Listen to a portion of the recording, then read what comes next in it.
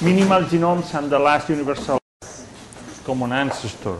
So I will explain a little bit work done in my group on the minimal genome concept, and we'll apply some of those notions to the problem of how to study the possible composition and the functions in the last common ancestor.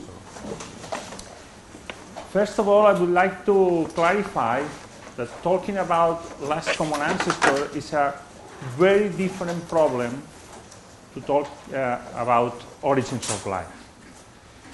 We don't know how distant in time was the origins of life from the last common ancestor, defined as the point of first bifurcation in the tree of life between bacteria and the other lineages. This is the consensus topology of the universal tree of life. But from here to here, we don't know how long it took in terms of geological time. We know that it must be a big difference in terms of complexity, in terms of genetics and metabolic complexities. So, people is interested in how, from the origin of Earth to origin of life, the so-called building an habitable planet, all the environmental constraints and so on and so forth. People interested in how matter chemicals are organized in more complex systems, vesicles, polymers, the RNA world, whatever you want to discuss about that.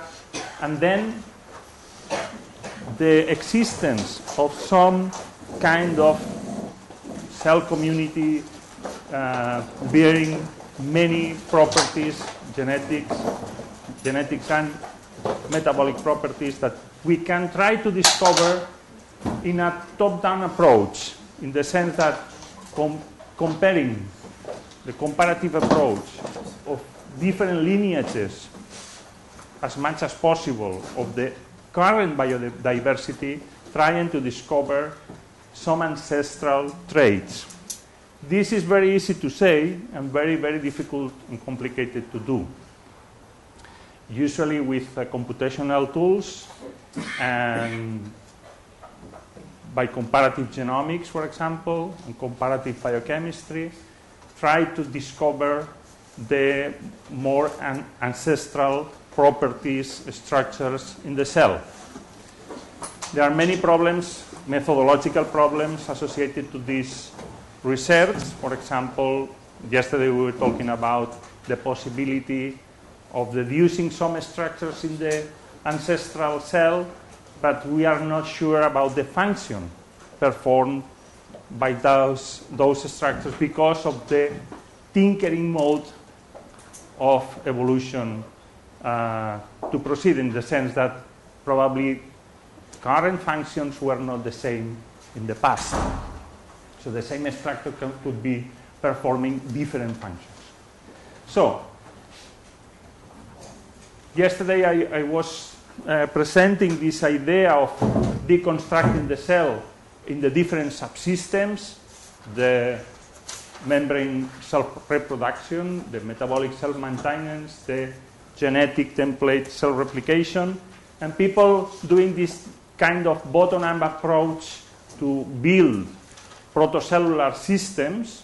Again, this is very distant from the last common ancestor. Those are very nice chemical systems, like the ones that were presented by Pierre before, that is trying to chemically implement those notions in real systems.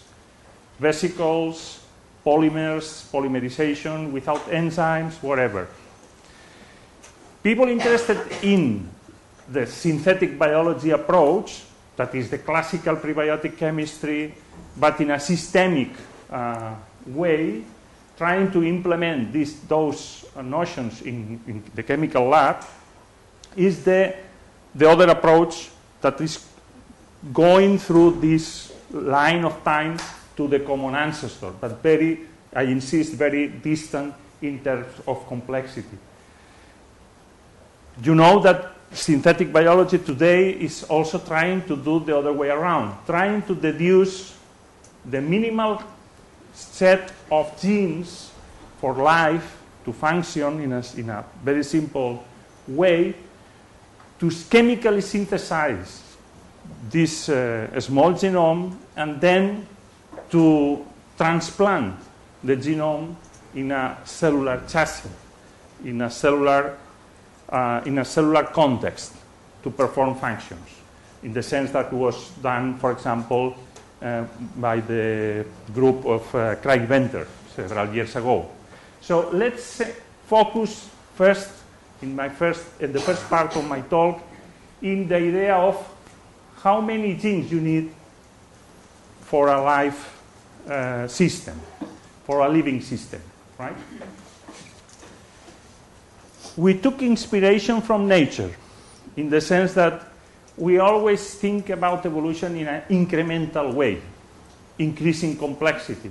But sometimes, if you focus in specialized systems, you see the other way around. Evolution going in a reductive way, simplifying the system. So, if you look at the genome length of microorganisms, you have this kind of distribution of, in this case, is gene count, how many genes are present in the genome. This is computational task in the sense that you sequence the genome and then you recognize with different methods open reading frames, I mean segments of DNA that are potentially coding for proteins. And then just for purpose of representation, you have here the amount of GC in the genome, because there is a correlation between genome size and, in general, GC content. So if you see, there are many different genome sizes, though all of them are prokaryotes, I mean bacteria or archaea. And this line represents the frontier between cells that are able to live freely in the environment, free-living cells, in the sense that they are able to grow in nature without the help of just chemicals around, source of carbon, nitrogen, energy, whatever. And those that are less than, let's say, 1,000 genes, that are all obligate intracellular parasites or symbionts. I mean, bacteria or archaea that are necessarily linked to another cell for functioning. So they are symbionts. Most of them are pathogens, and we know many examples of this because of the bias in the research, the biomedical research, the interest for humans to understand pathogenicity. But there are many other examples that are not pathogens, are just mutualistic symbionts that are exchanging benefits with the host, or just common cells that are probably not harming, not benefiting the host. So the question is, in many cases we observe genome reduction. I mean, in the sense that some closely related lineages have normal genomes, in the sense that they are long and with many genes, redundant genes and whatever. And then those examples of symbionts are harboring small genomes. In general, we understand the small as less than 1 megabase in size, right? And people is looking for the mechanisms of genome reduction. And we can classify at least 3 classes, 3 types or kinds of mechanisms of genome reduction. For example, the so-called genome streamlining, that is the reduction of the genome just by reduction of the redundance of some genes. You find in genomes many times sequences that are coding for different structures performing the same function. Okay? in metabolism, you know the case of isozymes, for example, that are different genes coding for different enzymes performing the same reaction. And maybe in different cases can be the result of having different catalytic properties or regulatory properties in the same genome. But then you can reduce this multiplicity of genes performing the same function, just reduction to one. I mean, you reduce redundancy, you reduce the genome size. And in some cases, for example, Pelagibacter is ubiquus, is a marine bacteria that is harboring a small genome, and have reduced very much the redundancy of the functions in the genome. And in this case, free-living bacteria with small genomes have been discovered very recently. I will put several examples of this. And people is interested also in the mechanism of compensating this reduction in redundancy, probably increasing multifunctionality and promiscuity. It's the other way around that I was presenting yesterday about the explosion of diversity in metabolism through the phenomenon of gene duplication and divergence. We can imagine the other way around. Reduction of the number of genes, increasing the multifunctionality of the proteins. So one protein is doing several functions. So this can be observed in nature. Then you have the case of gene loss, completely loss of function. So some functions are lost forever. And this can be seen in endosymbionts, cells that are bacterial cells that are living inside an eukaryotic cell. The best known example are insect endosymbionts. I will put one example of this that we work in the lab. Cases like Bugnera, Carsonella, and many others represent cases of very small genomes that have lost functions forever. And it's not possible to recover functions. And the explanation would be the reduction of redundancy not inside the cell, but in the context of the host. Many functions are the same inside the bacteria and outside, that is the eukaryotic cell. And the reduction of redundancy is, the result is the reduction of the genome length. You observe many times this metabolic complementation with the host. I mean, some metabolic pathways are shared with the host, or even with other symbionts that are coexisting in the same cell. So we have many examples of coexisting symbionts and complementation between them and with the host. And finally, we have the very well-known case of cell organelles, namely mitochondria and chloroplasts, that were in the past free-living bacteria that are now integral parts of the cell, in the sense that the integration of the genetics and the metabolism of those organelles is complete. And in the sense that many genes that were present in the original bacterial genome now are located in the nuclear genome. So this is a different case of integration, where along the history of the symbiotic relationship between the bacteria and the rest of the cell, it was a movement of a flux of genes to the nuclear genome. But there are many details about the proteome of the organelles is composed by in part of the original proteins, but no always you find proteins of different origins. So this is a chimeric, the result is a chimera. In any case, you can just look for the smallest genomes that have been described in terms of complete sequence. And you have examples of symbiotic with heterotrophic metabolism, like mycoplasma, that is very typical model system for people interested in minimal cellular systems. The typical size is half megabase, 580 kilobases. Then endosymbionts like aphid, endosymbionts like Bugnera, 0.4 megabases is a little bit less. But now the smallest genome in endosymbiont is this one, Candidatus tremblaya princeps, from Planococcus citris, the name of the insect, 139 kilobases. This is a very, very small genome. But in this case, had been demonstrated the complementation not only with the host, but also with another symbiont.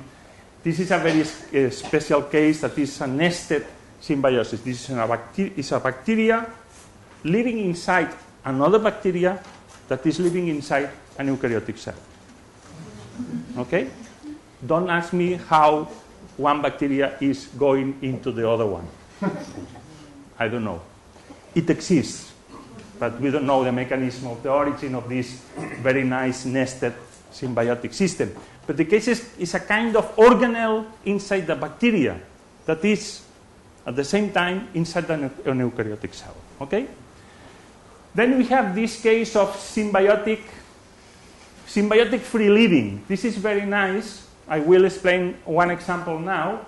Shared metabolism between unknown partners in the same system.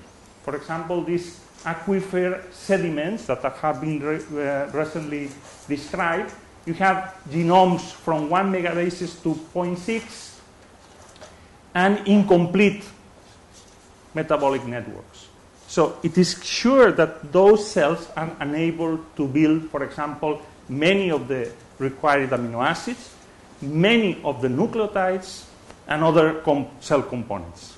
So necessarily have to rely with another partner that we don't know the identity of those partners. They are living as free cells, but together in the same ecosystem with others that are participating are collaborating with the metabolism. So this is a very strange thing at the first sight. Then we have also symbiotic kineo-autotrophic systems like this one that is bacteria associated with animals in the hydrothermal vents. Those are ecosystems that are independent of visible light, so they rely with the energy of the vents, hydrogen sulfide or electrons, for example. So those bacteria are living inside the animal. In this case, it's a clam, but there are also these tube worms and other beautiful animals that are living as together with those bacteria as a primary producers of organic chemicals. Then these cases of another case of a small cyanobacteria. Well, this one has 1 megabase, so this is more or less in the limit. This is a little bit bigger, but this is very nice also. It's a free living, but associated with an alga. And then we have true free living, like this Pelagibacter I was mentioning before, that those are a little bit more than 1 megabase. But still, for a bacteria, this is very small. Typically, E. coli bacteria has 4 megabases of genome. So this is the typical size. We are talking about 25% of those size. So this is very small. This is we were commenting a few minutes before with Carlos. This is 2 weeks ago, the description of a big diversity of bacteria that are very small.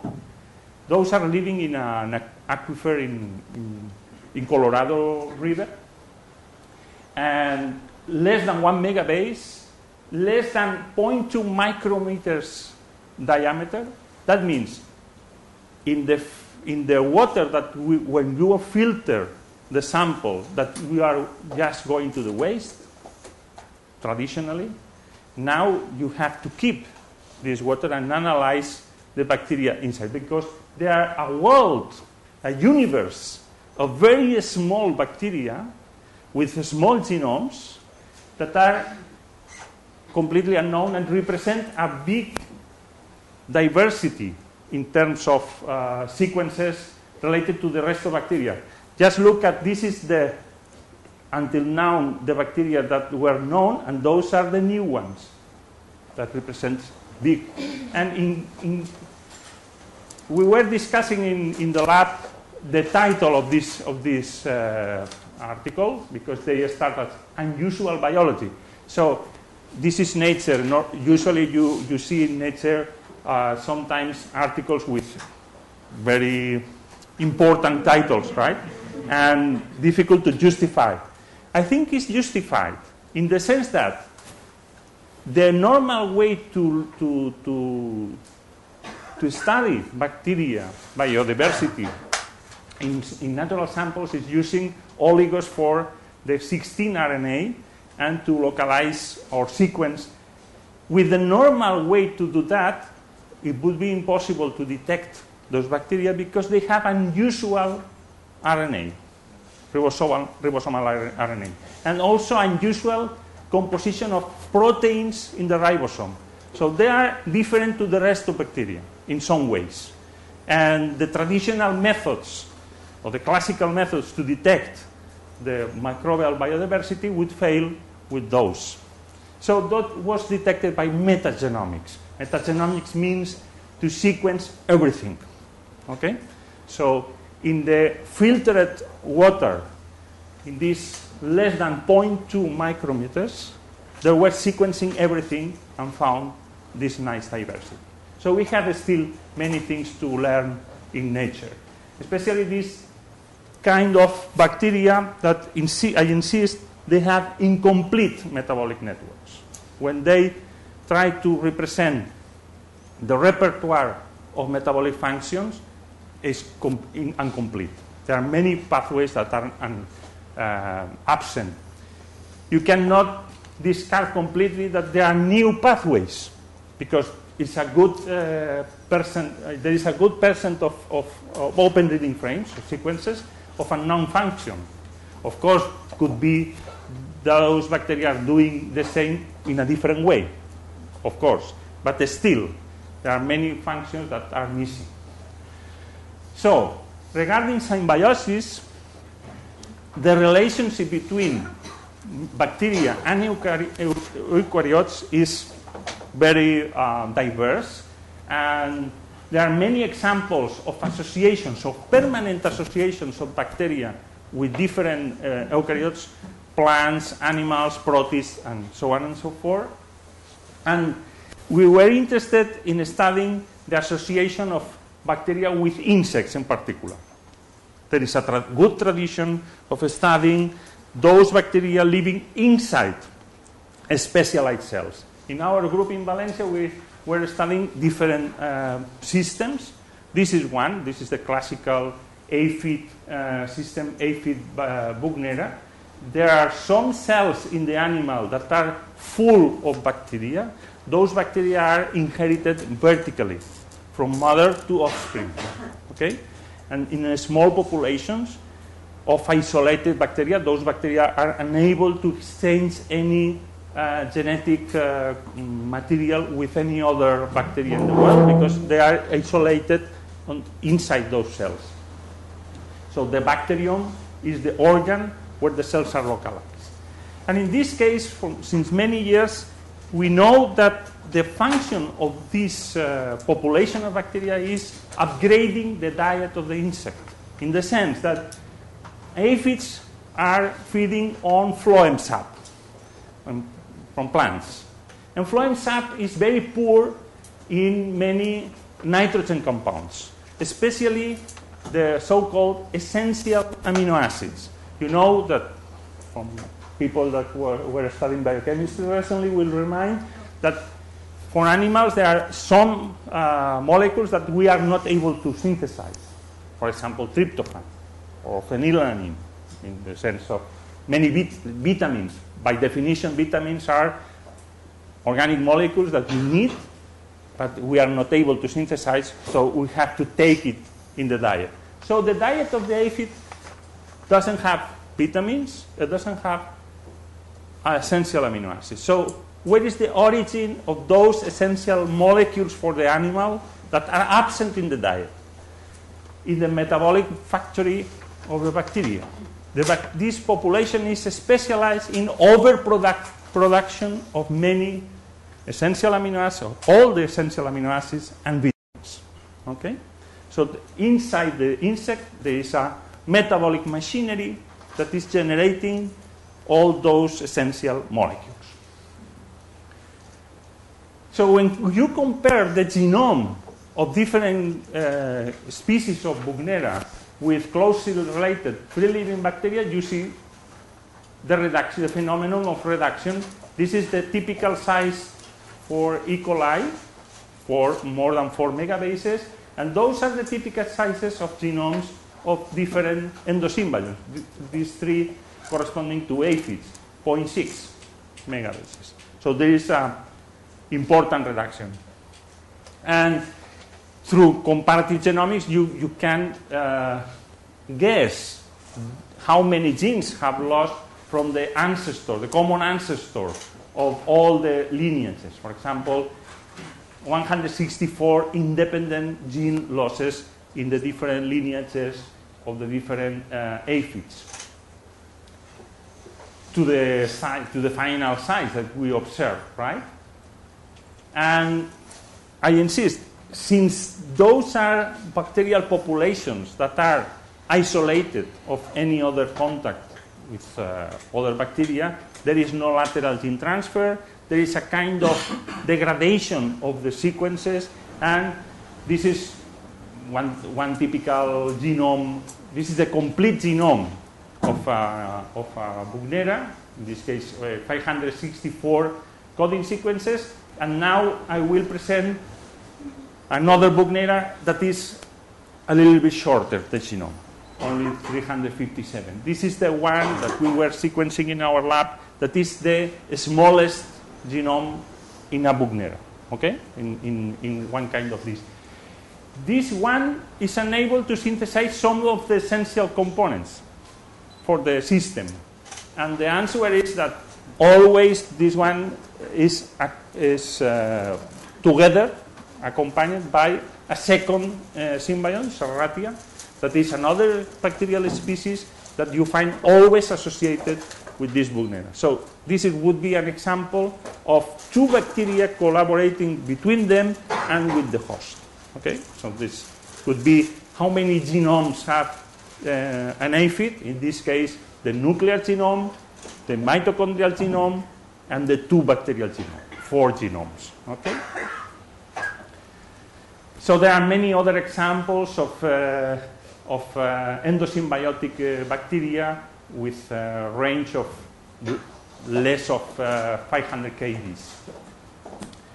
So 10 years ago, we realized that we could try to deduce the minimal repertoire of genes for life, taking inspiration on those small systems. So let's try to study the minimal set of functions in terms of genes that we need for a cell to be complete, right? So we took the idea of this minimal genome concept, that is the smallest possible group of genes necessary or sufficient for a list of functions for a cell living in optimal conditions, in the sense that they have the essential nutrients very available, without the stress, and for cell structure maintenance, for example, the existence of a membrane, reproduction, replication, and evolvability. Okay? So we took, in this work that this was published 10 years ago, we took all the genomes representative of the endosymbionts at that time that were already published, 5 complete genomes from insect endosymbionts.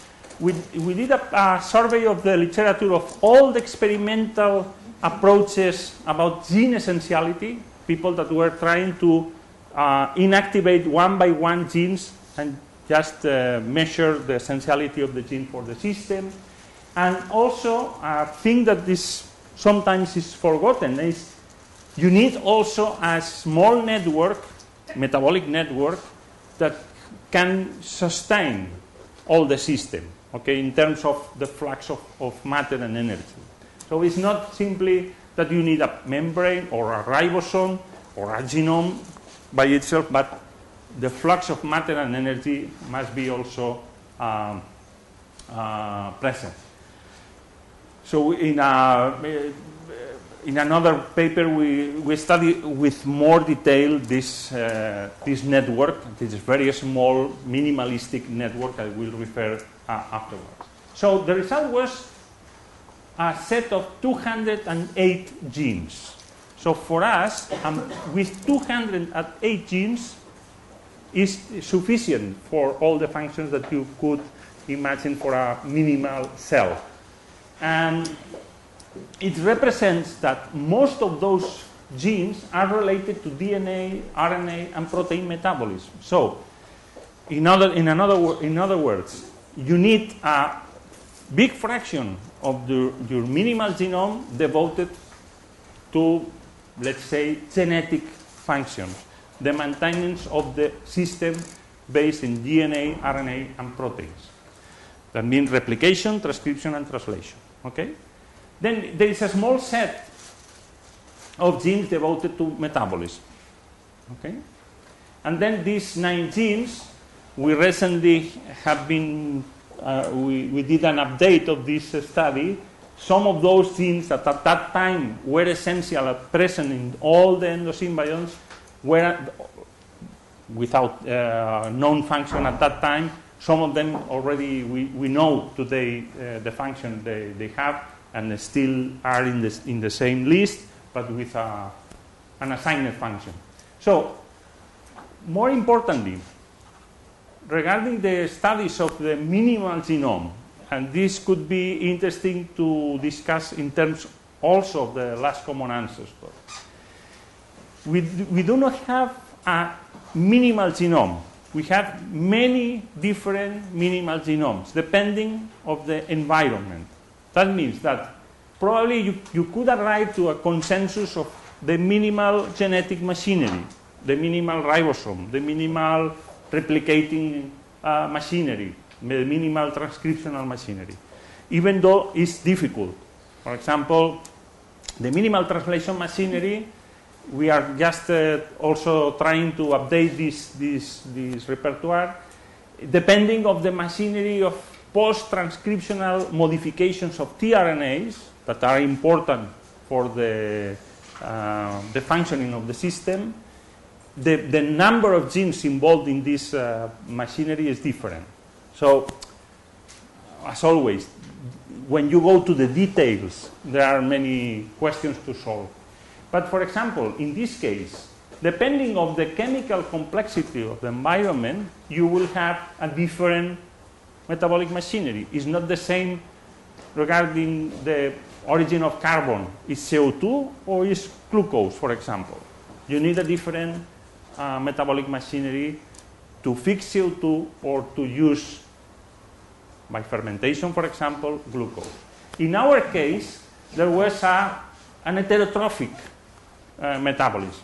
We were supposing that this minimal cell is fed with glucose, for example, and the whole energetics of the system is based on ATP by substrate level phosphorylation. There is no respiration at all. Okay, so all the ATP is generated by a fermentation-like process.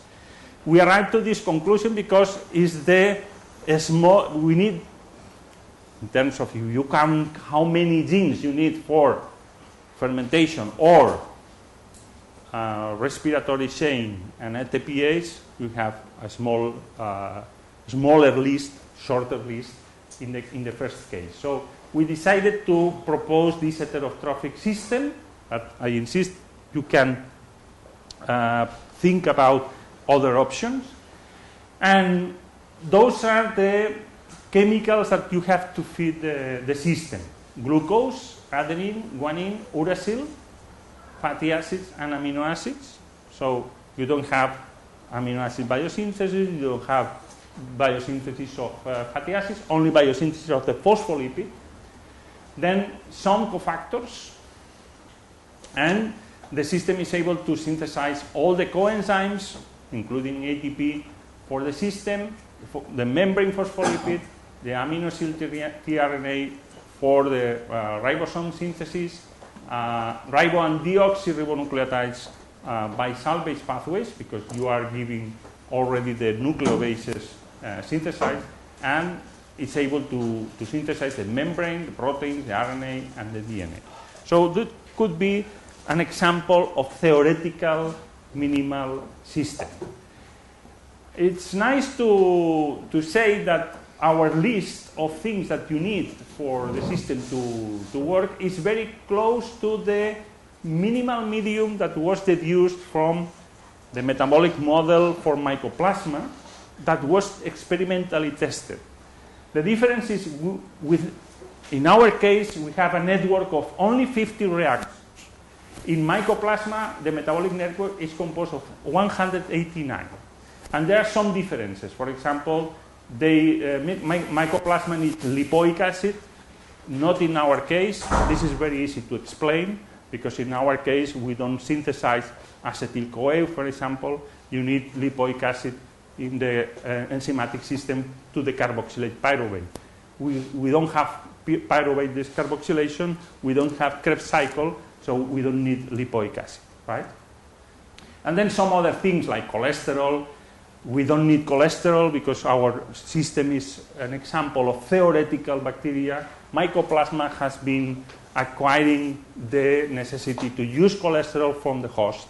So this is an acquired property that is not related with the origin of this bacteria. So another way to look at the simplicity of the system is, I am presenting the results here of different works, reconstructing the metabolic model of the system. That means all the set of reactions in an stoichiometric model you can perform in silico, computationally, testing the functionality of the network, and then trying to do experiments like eliminating one by one the genes and testing the functionality of the whole system. So the systemic property would be, for example, biomass growth. If you take out one gene and it still is working, this gene is not essential. If you take one gene and the system is broken, I mean, you have determined the essentiality of that function. So if you see a model for E. coli represents that have around less than 20% of genes are essential. That means that there are many redundant pathways. Many genes are performing redundant functions. Only 16% or a little bit more of genes are truly essential. But this is increasing when the network is decreasing in size. So you have here a secondary endosymbiont, that is accompanying another one that still is more than 1 megabase. Then intracellular parasites represent mycoplasma. So more than 50% of the genes in mycoplasma are essential from a metabolic point of view. And then you have obligate endosymbionts like Buchnera that are almost 80% of the genes are essential. And then our minimal theoretical that we determine that only 1 out of 50 reactions is non-essential. So that means that it's a very fragile system. Okay? So this is a way to present a kind of hierarchy of complexity in metabolic networks when you are reducing the genome size. So the rest would be story. You synthesize your minimal genome, and then you implement the genome in a cellular chassis and try to look for the function. That is just theory. Nobody has performed these steps with a theoretical genome. The Craig Venter Institute was performing this with a natural genome, chemically synthesized, but just copying the same genes in the same order that are present in a natural genome. And they were transplanting the genome from one mycoplasma species to another one. Okay? But they didn't invent anything. Nothing. Okay? In the sense that they were just by mistake introducing a change in one position in one of the genes, and the system didn't work until they realized that they were a mistake in one letter in the genome. Okay?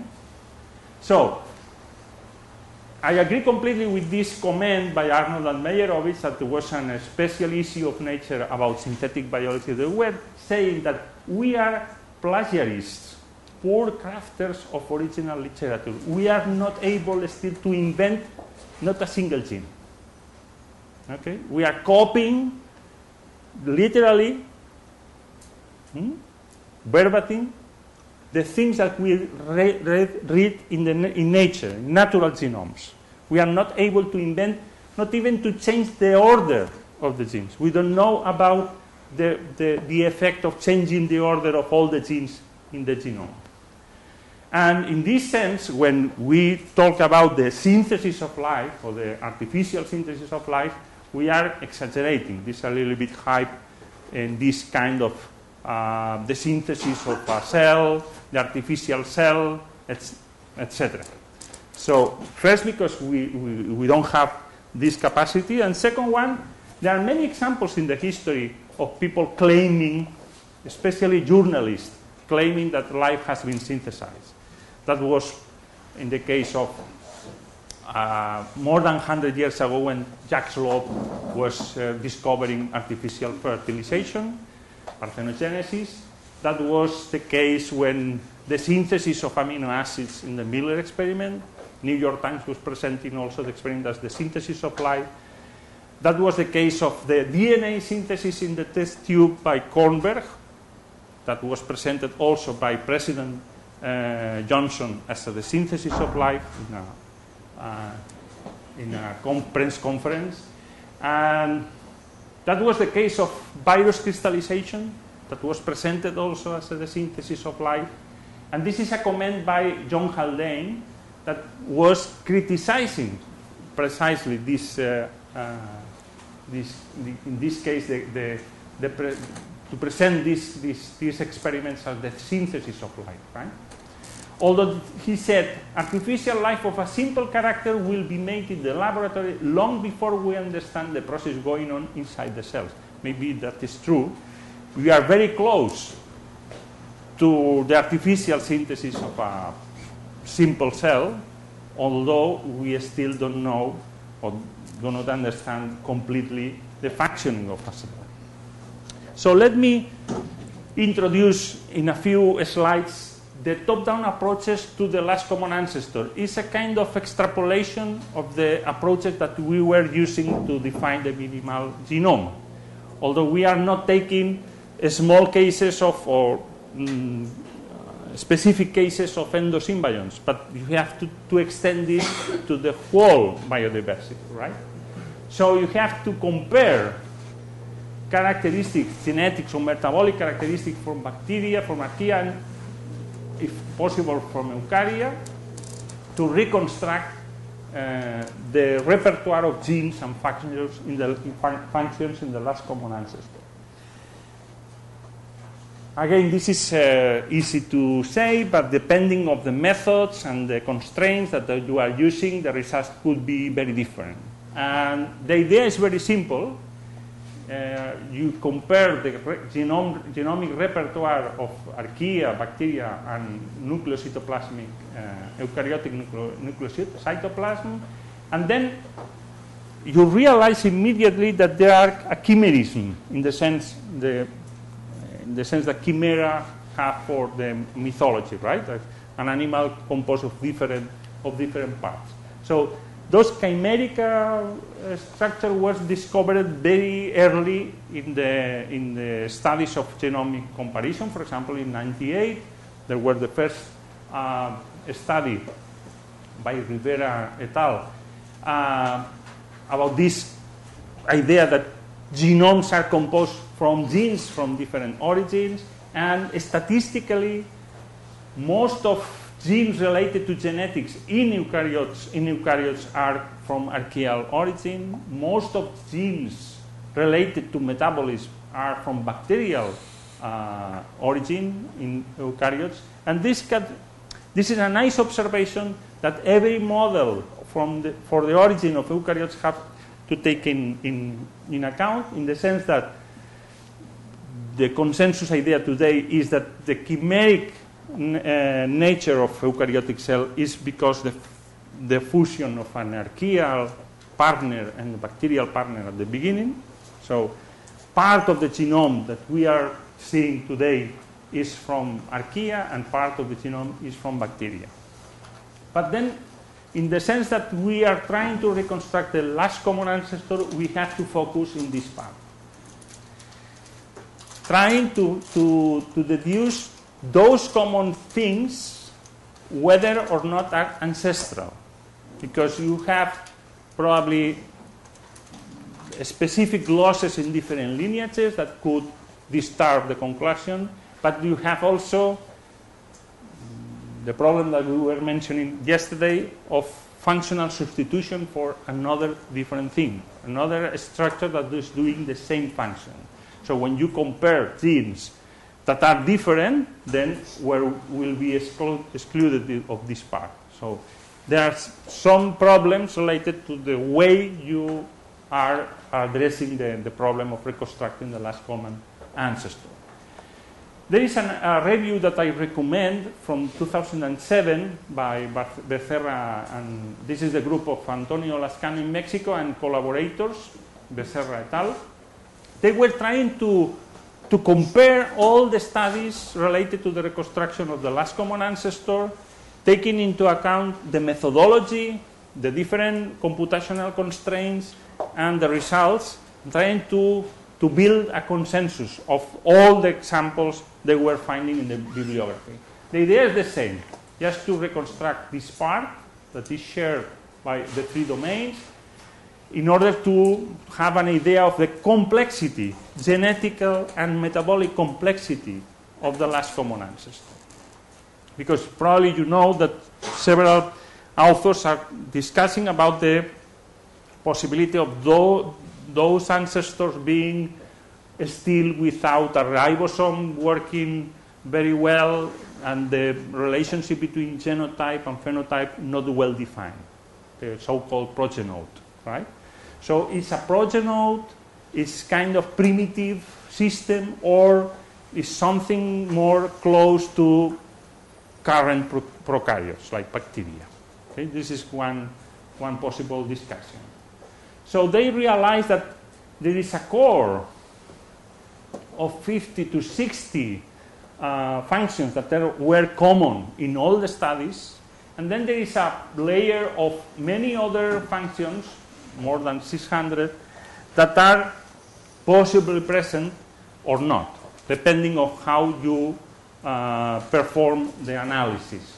And most of them are remote homologs. Of course, the time that has lapsed from the last common ancestor probably is erasing similarities, and most of the time you don't have the possibility to recognize ancestrality by primary sequence comparison. You have to compare 3D structure comparison, right? Because it's more conserved. So this is not trivial. And then many gene losses, right? That could be a difficulty for the reconstruction. But there are some general ideas that are nice to remind here. For example, for those authors, with the comparison of all those studies, the last common ancestor was not a progenode or a protocell, was not a primitive entity. Primitive in the sense that there was a ribosome, a complete ribosome, a complete replication machinery, etc. Okay? The presence of a core of highly conserved RNA-related sequences that makes sense, because, as I said before, we are not talking about the origins of life or even the RNA world, but we are close to the RNA world, closer than today. So it is a expected result that the repertoire of functions that is enriched in structures and functions related to RNA, okay? Because RNA was probably a stage, a phase that were very recently in the past of these cells. High levels of sequence redundancy, that is related with the mechanism that we suppose that is the main force in the exploration of functions, that is gene duplication and divergence. So it makes sense to find redundancy in those repertoires. A monophyletic origin of DNA. This is one question that is an open debate still. The unique origin of several origins for DNA. According to this survey, DNA has monophyletic origin. And finally, last common ancestor was not an extremophile. There are no evidences of the extremophily of these kind of cells. Okay? Why they say that? Because usually when you look at the position, the basal position of, for example, in hyperthermophiles in the tree of life, this basal position has led to the conclusion that the last common ancestor was an hyperthermophile. But there are several problems with this. The first one is the position of these two branches that are not sure in this position. I mean, depending on the method of reconstruction, are in basal position or not. So, because we don't have a good resolution of the bacterial branches from a phylogenetic reconstruction point of view. So this is one question. Another question that is in the debate is, it was heterotrophic or autotrophic? Because some autotrophic lineages are also in basal positions. Yesterday I was presenting this scheme of the known autotrophic pathways. Those two are the two candidates for the oldest pathways because of the phylogenetic distribution, the Arnon cycle, or the reverse TCA cycle, and the net synthesis of acetyl-CoA. So I was presenting this yesterday. Acetyl-CoA pathway is present both in bacteria and archaea, but TCA cycle, recently we knew that probably is not operative in archaea, so it's restricted to bacteria. In any case, we try to look for evidences in the phylogeny of the key enzymes of those pathways to try to answer the presence or not of those pathways in the last common ancestor. So we focus on these two pathways, the reverse TCA cycle and the net synthesis of acetyl-CoA from CO2, the Wood-Lundahl pathway, and try to look at the key enzymes in the two pathways. This was published last year, a phylogenetic approach to the early evolution of autotrophy.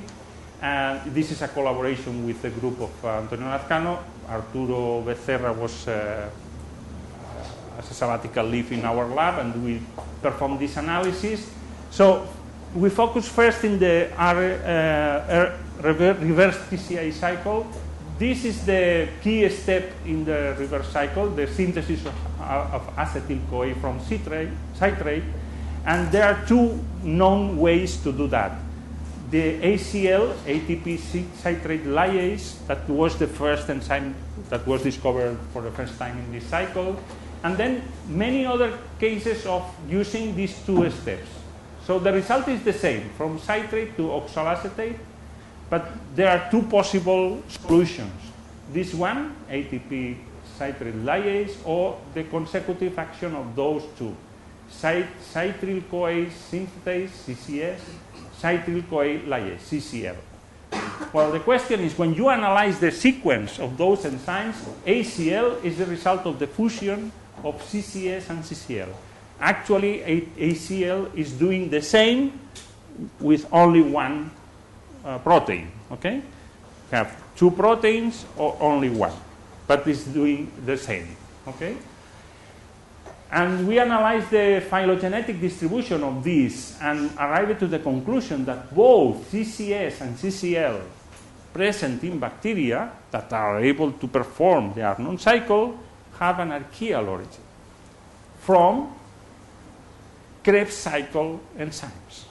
So, in our opinion, if you analyze the phylogeny of the enzymes, you realize that the origin of these essential enzymes for the Arnon cycle is the tinkering and using ancient Krebs cycle enzymes present in archaea for a new function, because both CCS, that is this red branches, and CCL are closely related to this succinyl-CoA synthetase that is a Krebs cycle enzyme. So it's the same to say that for the Arnon cycle evolution, nature was using previous enzymes working in the Krebs cycle and assigning to these enzymes new functions. Okay, this is a nice example of tinkering. But the main conclusion regarding the presence of the Arnon cycle in the last common ancestor is, from a phylogenetic point of view, the Arnon cycle was not present in the last common ancestor. This is one way to study this. I mean, it's a provisional conclusion, but this is the vision we have from the top-down approach in the Arnon cycle to the last common ancestor. What about the other? In the other pathway, we focus in this one that is the very last step, the production of the carbonyl group and the fusion of the carbonyl group with the methyl group at the end for synthesizing acetyl-CoA. And those is an enzyme with two subunits, alpha and beta, and we performed the phylogeny of alpha and beta, and the results were that, of course, there is a wide distribution of the pathway, both in archaea and bacteria.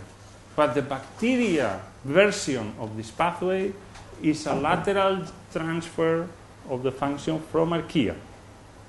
So, if you have today functions in the two domains, in the two prokaryotic domains, that you can see by the phylogeny that has been a lateral transfer, the conclusion cannot be that was present in the last common ancestor. Okay? So, at this moment, again, the phylogeny is not supporting the existence of that activity in the last common ancestor. So, until now, in our hands, the last common ancestor didn't perform the Arnon cycle, neither the net synthesis of acetyl-CoA. It doesn't mean that could be present in ancient times, this kind of pathways, but the information we get from the phylogeny of these enzymes is not pointing out to this question. I mean, this is the limitation of this kind of studies. So this is those are the phylogenies of the alpha and beta subunit that support the lateral transfer. For example, here you have the bacterial, all the bacterial sequences are related to the methanobacteria. Okay, so they probably were transferred laterally from methanobacteria. Just few slides to finish. Another example, just in a positive way. A positive result of the repertoire, functional repertoire in the last common ancestor. From a bioenergetic point of view, eukaryotes are not relevant because all the main functions, oxygen respiration, oxygen photosynthesis, are from bacterial origin.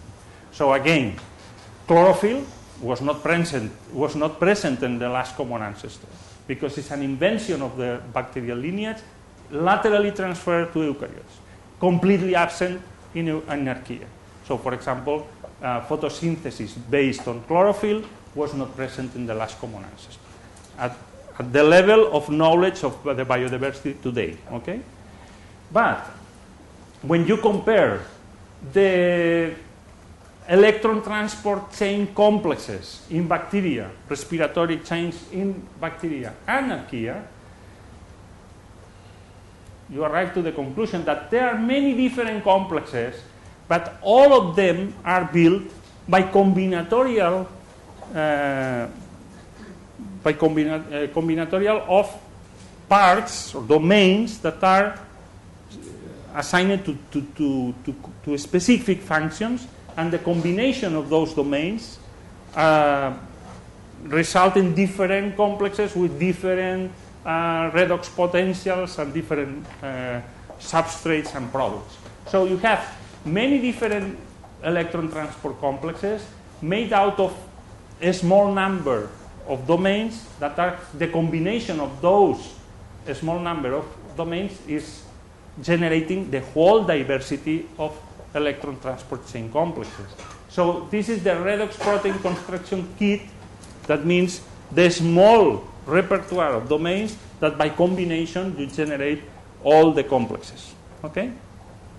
Now, if you perform phylogenies with genes of those domains, you find those domains both in the bacterial domain and the archaeal domain. Sometimes you have cases of lateral transfer, but many times, most of them probably were present in the ancestral last common ancestor, in the sense that were inherited both in the bacterial domain and the archaeal domain. So the conclusion is the last common ancestor was already had those small repertoire of domains to construct electron transport chain complexes. So in that sense, the last common ancestor was a complex cell, have a good repertoire of electron transport domains.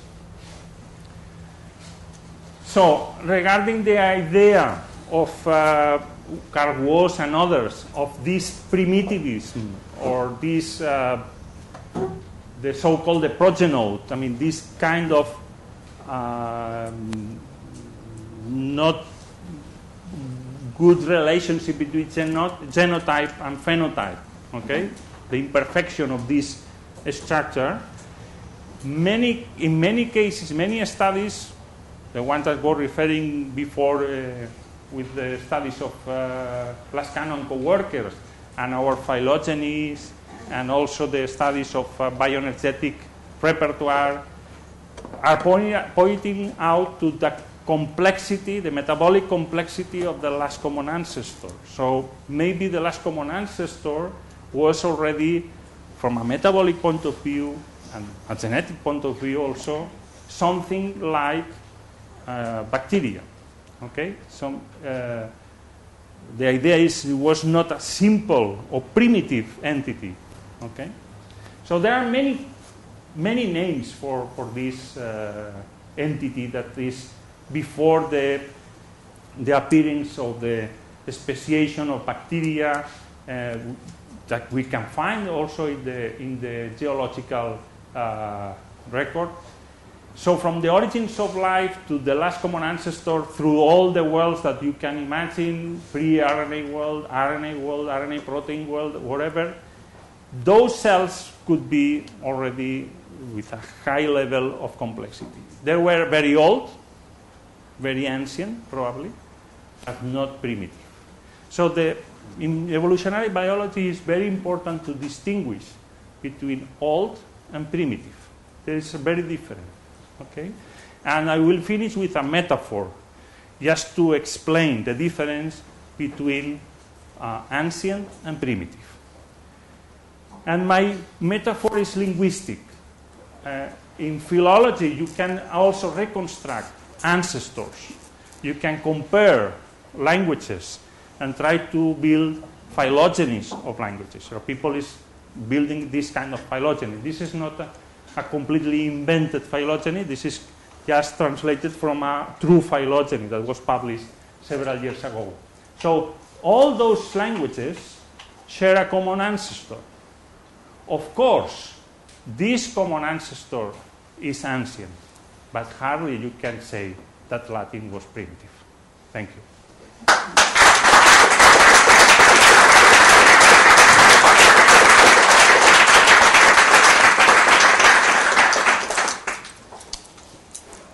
Okay, questions? Yeah. As you may know, more than 90% of bacteria cannot be actually analyzed and studied because it's uncultured microorganism. Do you think that metagenomics and functional metagenomics will change a lot these common functions and the domains? Maybe they will change a lot the number of genes. I think it will have a significant impact like 10 years from now.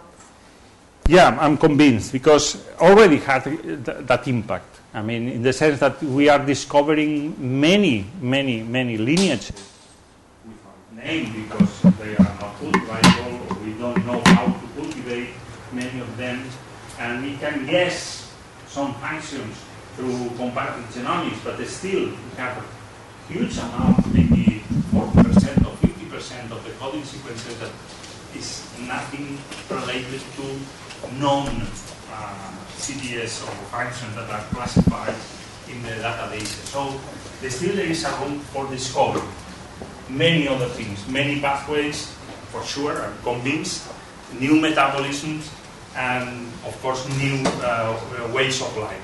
So all the conclusions that we have drawn until now by comparative genomics are provisional, of course, but science is provisional, always. I mean, all the truths that you accept in a moment are provisional by definition.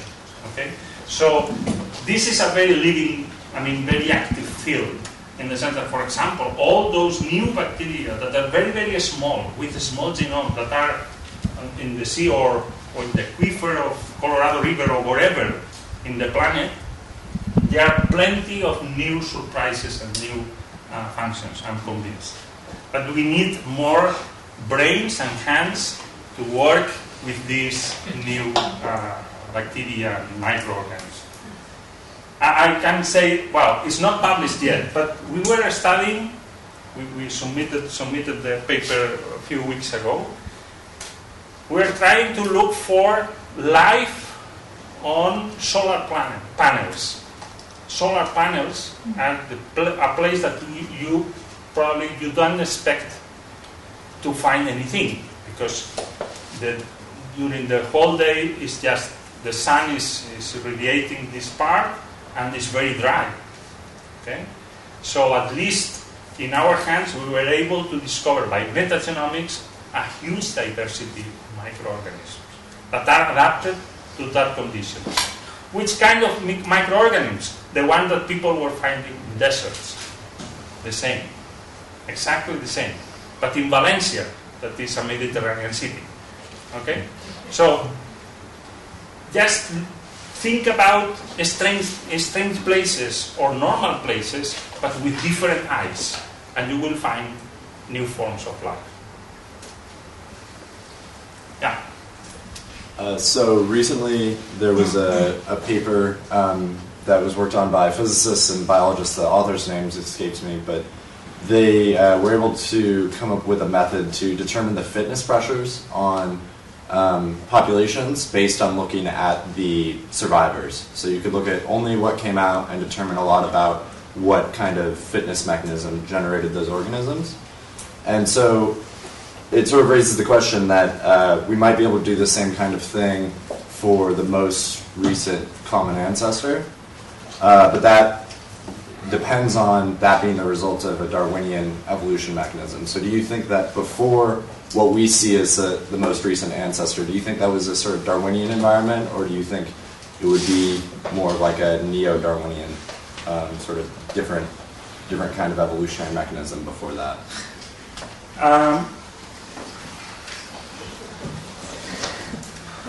The approach that we are using, that is the phylogenetic approach, we don't have another one, implies that you are comparing DNA sequences or protein sequences, so the reconstruction have a limit.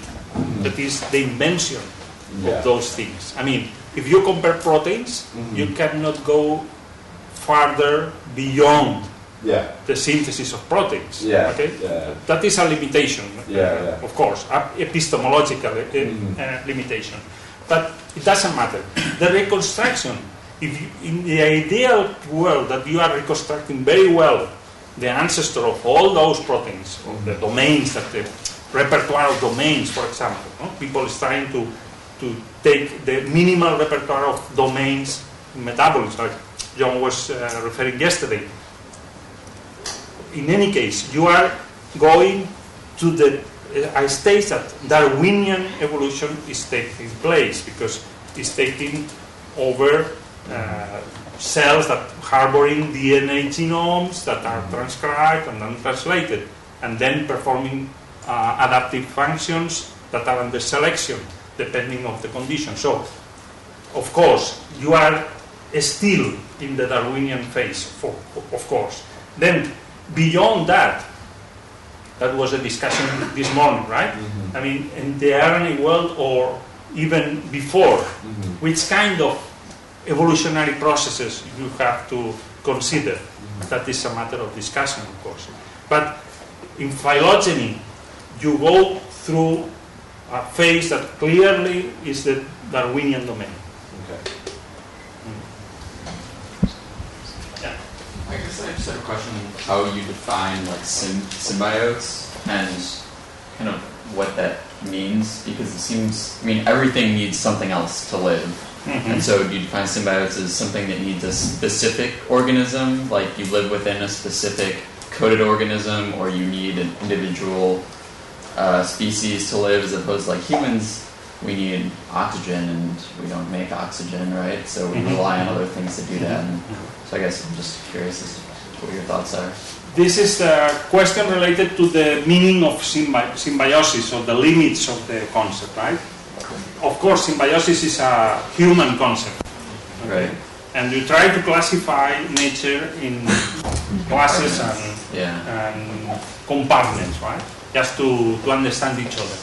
And even symbiosis is a term that has different meanings for different people. Originally, the term was proposed in the 19th century to refer to two species living together, okay?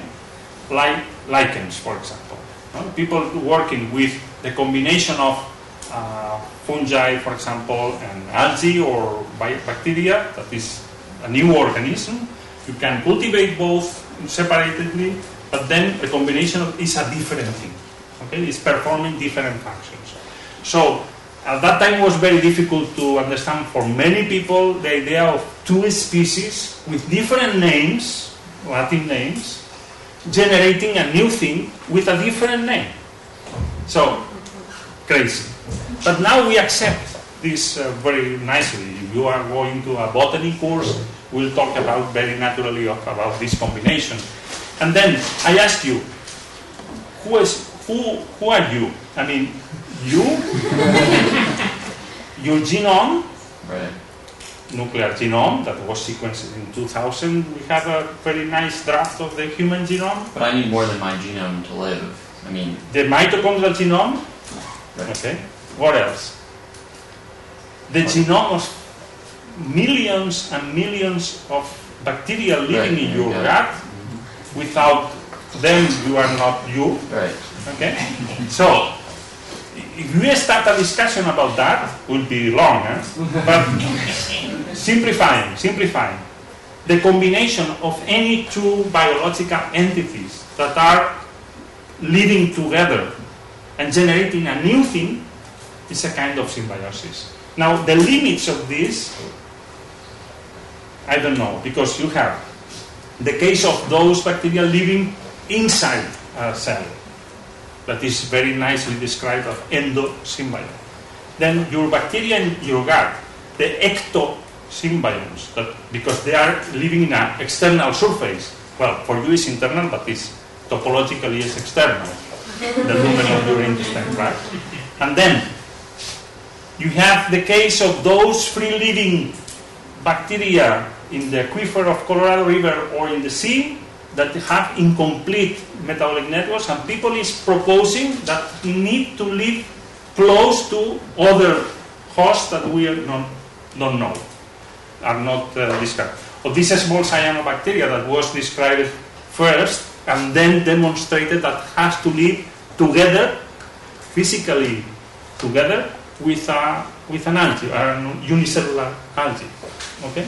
So the spectrum of possibilities is huge, but the conclusion is life is promiscuous. You are not isolated. And of course, animals and plants were arriving in the evolutionary time when the planet was full of bacteria. So it's impossible to not interact with all those microorganisms that were living here for billions of years. So the planet was completely dominated by bacteria, and then appear animals and plants. So by necessity there is an interaction. The infection, we regard infections with a negative perspective, the pathology, right? But many interactions are not pathological, or the change from pathological to mutualistic can be a matter of one gene. People have tried to study this, and in some systems, only changing one gene, you move from pathogen to mutualistic. So it's very easy to change the relationship between the species.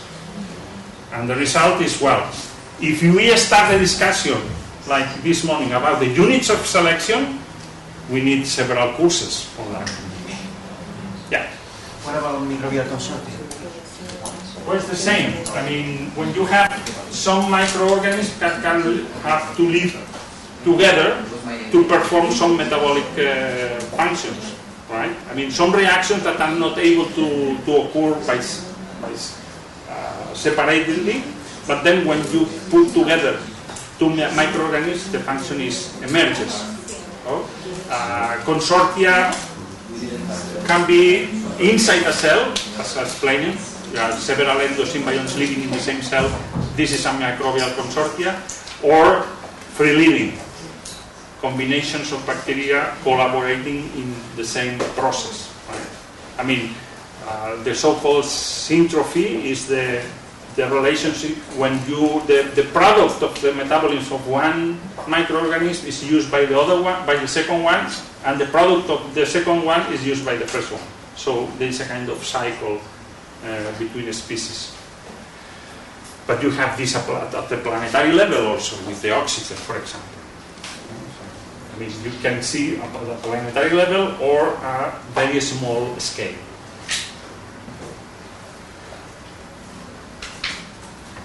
So, more things, or we go for lunch? No more questions? Okay, thank you.